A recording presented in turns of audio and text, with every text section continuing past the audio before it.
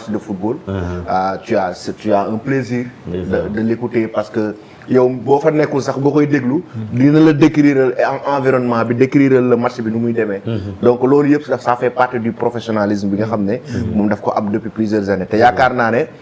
li may wax ni je parle sous le contrôle des journalistes yi jigéen yi nekk ci presse sportive bi. ñoom ñëpp ku ci ñoom am na respect bu mag. boo xamante ni jox nga ko. te ñoom ñëpp yaakaar naa ne ci moom dañuy roy ci moom lu bare. parce que fi mu teg tànkam la ak fi mu jaar. donc vraiment loolu aussi bëggoon naa ko def comme témoignage quoi. loo koy ubbee loo koy laaj. waaw bon li ma koy njëkk a laaj rek mooy. lan moo ko dugal ci milieu journalisme sportif. parce que nekk na milieu boo xamante ni metti na. surtout jigéen. lan moo ko boole pourquoi pas journalisme ci politique. pourquoi pas ci santé ci yeneen domaine pourquoi ci sport.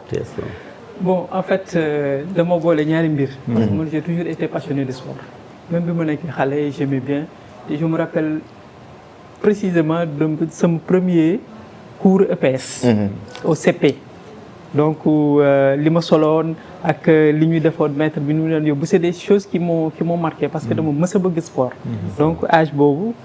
Ça te dit comment j'ai toujours été passionné par le sport. nekk xale également de suivre les matchs. ay Coupe du monde de 82 boobu maa ngi primaire. mais je me rappelle de la défaite de la France parce que France la faraloon. voilà contre l'Allemagne. donc mu ngi noonu. ak ñu dem série. ñu dóor France donc c'est des choses qui m'ont marqué. si wàllu sport bu ma naan seet également basket. ak ñoom Mame Penda Diouf. boobu également j'étais très jeune à l'école primaire mais je suivais. donc sport dafa doon lu ma mës a passionné. et puis j'avais aussi une curiosité intellectuelle. parce que dama doon sama nijaay moo ma yar. moom aussi c'est quelqu'un ko xam ne qui est très cultivé. dama ko daan dégg muy déglu ay France Inter. di jënd ay journal Afrique Asie. donc yooyu yëpp dafa doon susciter sama curiosité.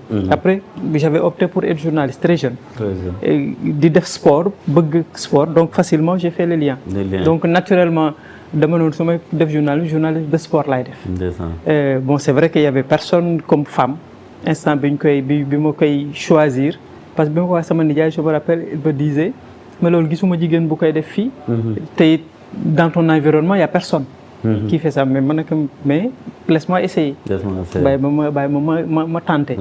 boobu maa ngi seconde bi mu ko koy wax. déjà donc instant boobu il y avait presque pas de femme. après Khady ñëw Khady Aïdara. commencé ndànk au niveau de la RTS. à la radio comme à la télévision. donc je me suis dit c'est bien possible. comme moom mu ngi ci. donc c'est comme ça de fil en aiguille bi ma décidé def ko nag. après c'est la ko wax sama benn xarit Pape Madi Diop. qui est l'actuel directeur de la télévision nationale parce qu'on était ensemble à l'université. ñoo bokkoon fac. ñoo bokkoon également année parce qu'on a partagé le même amphithéâtre plutôt en lettres modernes. donc après je m'en suis ouverte à lui ñu waxtaan mu fekk moom déjà commencé woon na mu ngi doon def ay commentaires navétanes au niveau de Rufisque. mu ne ma nañ dem. donc c'est comme ça que c'est parti. di ànd ak moom di def navétane à Rufisque à Sébi Kotane donc dans la zone de Rufisque Bargny. donc si noonu laa commencé. après ma dem témoin c'est lui qui m'a amené également au témoin Mamadou Oumar Ndiaye. l'actuel directeur du CNRA. donc mooy woon sama premier patron. bi ma ñëwee dès qu'on lui a dit ak Ibrahima Ndoye. dès qu'on lui a dit mu ne mais amul problème na ñëw commencer. donc c'est comme ça que j'ai commencé. c'est là commencé en 97. di def ay articles comme stagiaire. au niveau du témoin. donc vraiment ñu encadré ma accompagné ma couvé ma. vraiment et je le regrette pas. parce que j'ai eu une bonne formation au niveau du témoin parce que Mamadou Oumar Ndiaye ku ko xam c'est l'une des plus belles plumes au niveau du paysage médiatique sénégalais. donc vraiment mu accompagné ma def un an et demi. après c'est la dem info. bi ma demee le groupe info comme ça. donc fa laa commencé au niveau de la presse écrite info ensuite c'est la ma Adama Sow woon na ma il faut nga ñëw rajo bi. voilà donc mu dem il faut nga ñëw rajo bi pour prendre le desk parce qu'il y a personne. donc c'est comme ça que c'est parti. et de fil en aiguille ba tey. Bouga. macha allah vraiment lu am solo boo koy déglu sax doo bëgg mu arrêté parce que non seulement baat bi neex na mais ni mu koy expliquer aussi vraiment en tout cas aussi li ñu ko bëgg a laaj rek mooy maanaam tey est-ce que liggéey bi yomboon na bi mu siy door a dugg parce que souvent ku ne xam na ne Sénégal mentalité yi jigéen bu sóobu si benn métier boo xamante ni te gisuñu jigéen ñu bëri di si sóobu souvent da nga dégg lu ne da nga gis lu ne lan moo la si gën a marqué. bon c'est paradoxal. surtout nag côté nawetaan nga xam ne souvent violence beeg yu demee noonu. waaw yooyu yëpp c'est des choses qui te marquent. bon nawetaan ñun ñëpp bi ñu nekk xale dañu daan dem di seetaan nawetaan. daa ngi jekki am na match yoo xam ne balaa muy tas. ñun la dawal. parce que wóor na ne fii moom après. day am kata. donc c'est des choses yoo xam ne dañ ko daan vivre. donc même boo nekkee journaliste.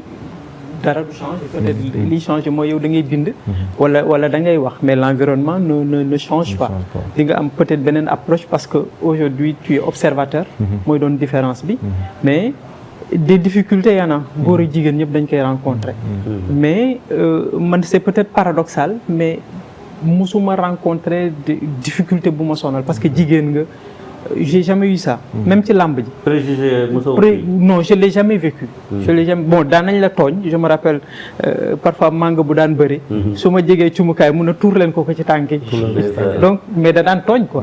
donc mais j'ai jamais rencontré de problème particulier. parce que jigéen la. parce que bon aussi j'essaie un peu xam fan lay teg sama tànk.